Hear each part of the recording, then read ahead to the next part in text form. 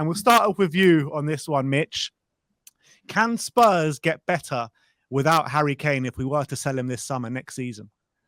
Not straight away is sort of my initial reaction to that. I think the issue is, and I think a lot of people have highlighted it already, is Harry Kane is a one-of-a-kind sort of player. You know, he's one of the best strikers in world football.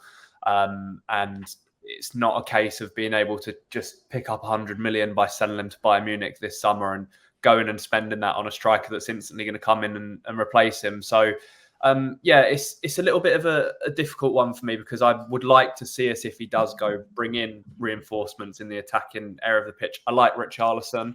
I like what he has to offer, and I've been relatively impressed with him in pre-season so far. But Harry Kane is sort of just a different beast in that sense to how well he's played for Tottenham over so many years, and he's been so consistent for the club as well. Obviously, been here since he was a kid, so he leaves a massive hole naturally if he does go. Can we get better?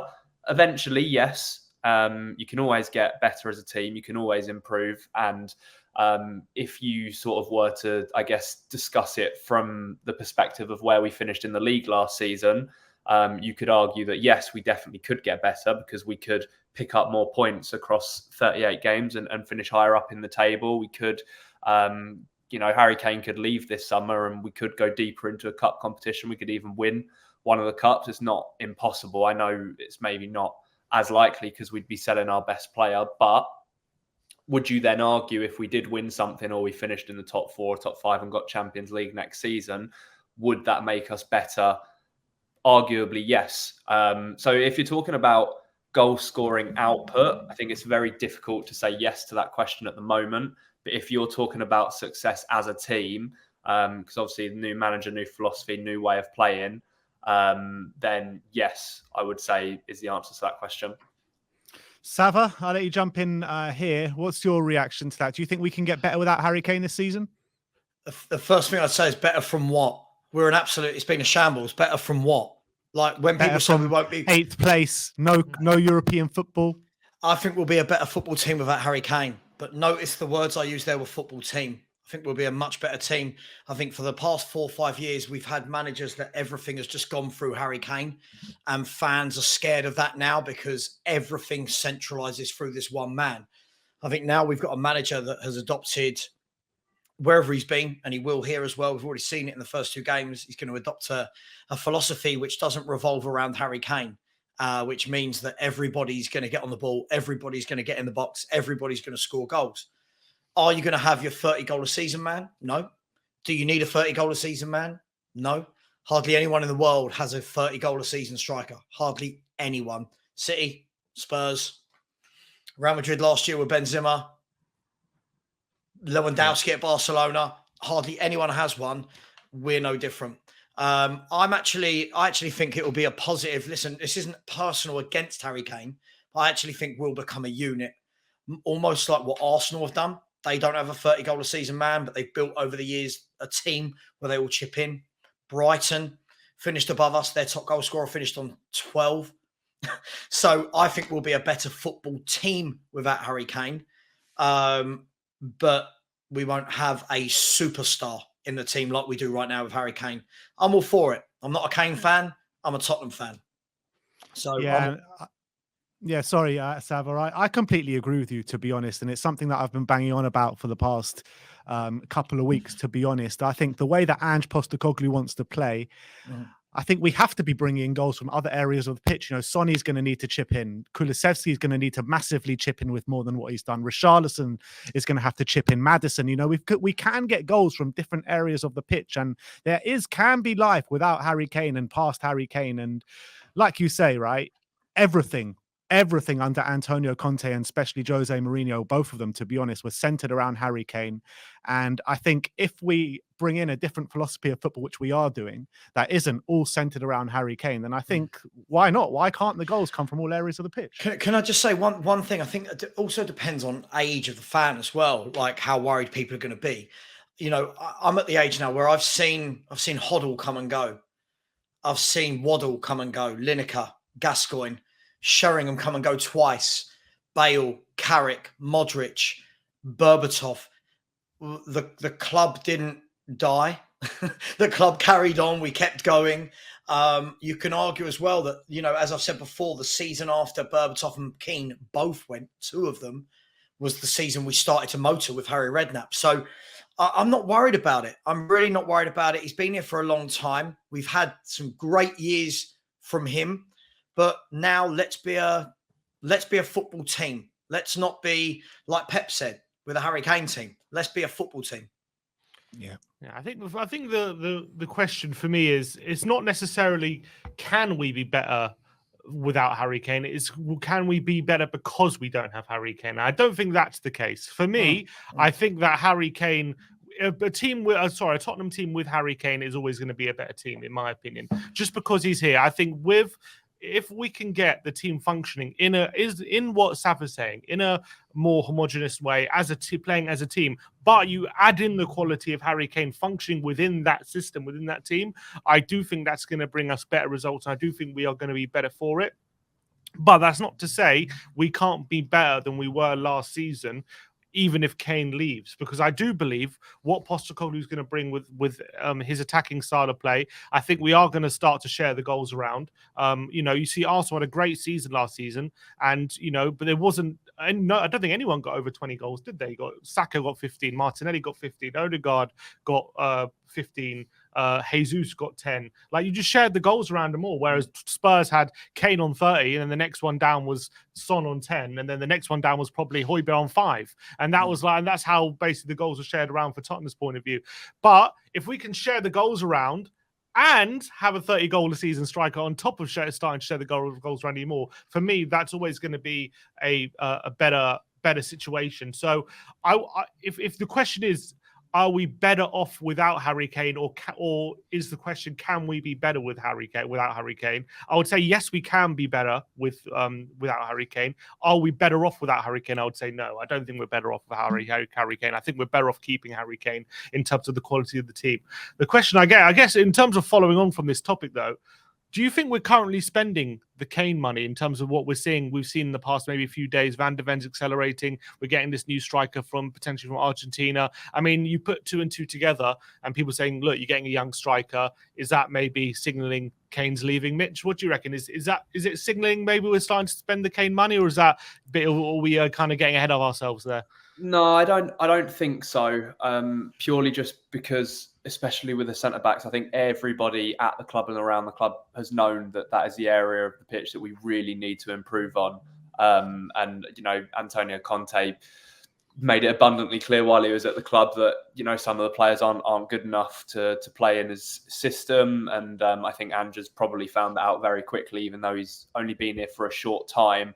I think I understand why people are saying, "Oh, maybe we're just spending the Kane money," but there's a lot of, I guess, variables to the whole situation, and the fact that there's still money in the club that hasn't been spent from that investment that was put in a couple of years ago. There's still a big chunk of that that's lying there. I think there's also probably the anticipation of some players leaving. Maybe that's where some of the funds are coming. I know we haven't necessarily been able to ship all the players that we want to this summer, but you have a look at the names circling at the moment, and Ndombele in talks with Galatasaray. Reguilon's got interest from Spain. Højbjerg potentially to Atletico as well. You're looking at possibly 50, 60 million in sales there alone. So, yeah, with a player like Van de Ven, if he's coming in for around about 30, 35 million pounds, that's not a fortune for a centre-back. I would imagine it's because people have seen the rumours about possibly going for Tapsoba as well. And obviously Leverkusen want, nearly 45, 50 million quid for him, which again is a lot of money for a centre-back. So I can see people are putting 2 and 2 together and thinking, right, well, that's adding up to nearly 100 million when you look at the Phillips deal and perhaps the Argentinian fella as well that we've been linked to since yesterday.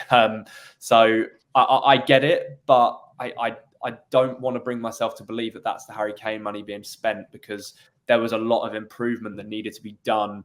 And I think the club basically admitted need to be done over the summer, way before the transfer window opened. And I don't think that Daniel Levy, whether his mind's changed now, I don't know. I don't think he will have been under the impression at the start of the summer that he was going to sell Harry Kane, and I still don't think he wants to sell Harry Kane personally. So yeah, I don't think so, basically. Yeah, I kind of feel the same way. And I think if we were to push the button on a tap sober for 50, 60 million plus, I think you'd probably have more arguments that the Kane money is being used. But Sava, how are you feeling on this one? Do you think we've started to spend the Kane money? I mean, first of all, we haven't spent anything. Let's put that out there, right? First of all, we haven't bought any of these players, all right? So like I did a video on it. Are we now. rumored to spend the Kane money? Yeah. I did a video just now and went, hang on, we haven't actually spent that money yet. But look, I agree with what Mitch was saying. I think let's assume, right, that in the next week you get Van der Ven, Phillips and Valise over the line, right? I think we should be pretty much capable of doing that without selling Harry Kane, right? 100%. I think the moment, this is where I agree with Mitch completely, the moment you start chucking in hang on, Spurs have had a bid accepted for £50 million or whatever it's going to be for Tapsoba, that's when I start going, hang on, Daniel Levy doesn't move like this. This isn't what Mr. Levy does. So I don't know. Look, it's timing. With Spurs, it's always optics, right? And all of this news that's broken in the last 24 hours has sort of coincided with 48 hours after Bayern Munich have gone home from talking to Kane. So it's like, hang on, is 2 and 2 together, and you either get 4 or you end up on about 7 million. It's like that with Tottenham. Look, I've had the same stance, by the way, on Kane the whole window. If he doesn't want to sign a new contract, sell him. Do not keep him and let him go on a free. So if he doesn't want to go and we are selling him, and in the background we're bringing in Tapsoba, Van der Ven, Valise, Phillips, Maddison, Solomon, Vicario, I've got no problem with Daniel Levy doing that. Just because I don't like Levy and Enoch doesn't mean I can't sit here and acknowledge that that's the right thing for them to do. So let's see who we sign in the next 2 weeks, and you'll have your answer as to whether or not we're spending Kane money. Sava, in Dan Kilpatrick's report, I think a couple of days ago, talking about the Kane move, he said Kane, if Kane does stay, he is potentially open to a new contract in the early stage of the season if Tottenham show significant progress, I think he said, on the pitch under Postecoglou. Is that just a pipe dream? Do you think Kane's just telling us what we want to hear kind of thing? That report, do you believe that for a second? I don't believe it. In the last 24 hours, right, we've heard 3 reports. 1, that's going to happen. 2, that he's going to take a hit on his wages in Bayern Munich to force a move out because he's desperate. And 3, that he'll go, but it's got to be before Brentford. They can't all be true. Look, Harry Kane's 30 years of age now. And I know that sounds crazy because that's a lot younger than me. So, it's young. But in football terms, he's 30. He's seen how many managers come and go in his time? 6, 7 in his 10 years at the club, whatever it might be. I don't think that a good 3 months at the start of a season can completely change a player of that caliber to think, this project is going to end in goals. Because if you remember, under Jose, we were top at Christmas. Yeah, December, December. So there's nothing to say, all right, we have a great start and we go top of the table. All of a sudden, Kane's going to go, this is it. This is the one. I'm going to sign a new 5-year contract. Spurs are going to win cups and leagues. I just fail to believe it. It just feels a bit like clutching at straws clickbait, if I'm brutally honest. Yeah, and I feel exactly the same way, to be honest. And I've been saying throughout the window that I don't see a reason why to keep Kane for this season if he's just going to run out his contract and go on a free potentially to a rival, when it's sitting here right in front of us where you can get close to 100 million, if not 100 million, and he goes outside of the league and we don't have to bother playing against him in the coming season anyway if Spurs aren't in Europe. So I think it's right for all parties. I think it's the right time, probably. I mean, I don't think there's ever a right time for Harry Kane to go, but I think this is the best time, probably out of all the times where he's been linked away for Spurs, for him to leave the football club with this new style of play that we are going to be going through. And even so, like in the preseason friendlies, out of the 2 games that we did play, in my opinion, I think the system worked a lot better without Harry Kane in the team than with Harry Kane and with Richarlison leading the line. I don't know how you guys feel, Mitch. Yeah, I mean, again, it's maybe one you have to be a little bit careful with, because Harry Kane we know can be a slow starter to the season. True. You know, he's always had that August thing with his career where it takes him a little while and he won't score in August and then he get going. I think he's probably just become so accustomed to playing in a certain way and dropping so deep under 3 or 4 managers before Ange that it's going to take a while to adjust. And I think if he were to go to Bayern, I think he'd have the same issue.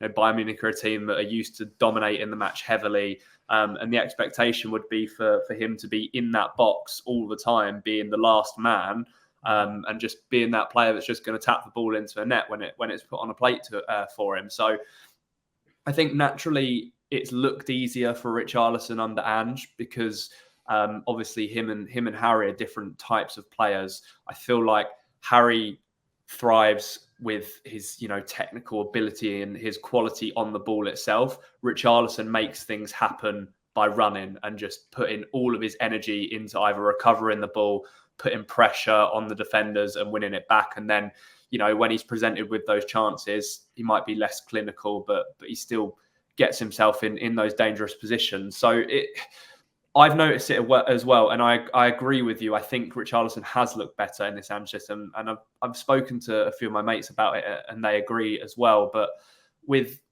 Harry Kane, he has so much quality, and he's just so good that I feel like he's able to play in any system. It just will take a little bit of time to adapt. You know, he's got to get used to playing with someone like James Maddison as well, that really creative link that's come into the midfield that, again, we've been missing for a few seasons. So, again, it's just about him not trying to make everything happen himself and just get back to being that goal scorer, that poacher inside the box and scoring goals, because we know that he's capable of that as well. We've seen it for so many years. So, yeah, I mean, I guess we'll see, because I would imagine I can't see Kane being at Munich by Sunday, so I guess we're going to see 45 minutes from him and Richarlison on Sunday against Shakhtar. So we'll get a better look at them once again and see if Kane's maybe changed anything since we played Lion City and see if he's adapting at all. Yeah, the great Lion City, which we tore away like they were nothing. But Sava, do you agree? Have we looked better so far in this preseason without Harry Kane? Is that an indictment to Kane being suited to Ange's system? I just think it's such a small sample size to be able to tell, isn't it? I mean, first of all, it's a shambles that all of our players have had 90 minutes so far of pre-season with 10 days to go until the season starts, and then 2 games sandwiched 48 hours in between each other. Different moan, that one. Look, don't worry, that's coming up next, Sava. Don't you worry. Cool. Right, we'll get to that. Right. Look, I think it's really difficult, isn't it? Because look, the opposition we've played hasn't tested us really. I know West Ham beat us, but what I mean is we weren't under siege. We had all the ball. You know, it wasn't really a great sample size. The first pre-season game, you know, Kane. Look, for me, Kane just didn't look fit, if I'm brutally honest, in the first game. Him and Maddison had only joined up to Spurs training, the Wednesday?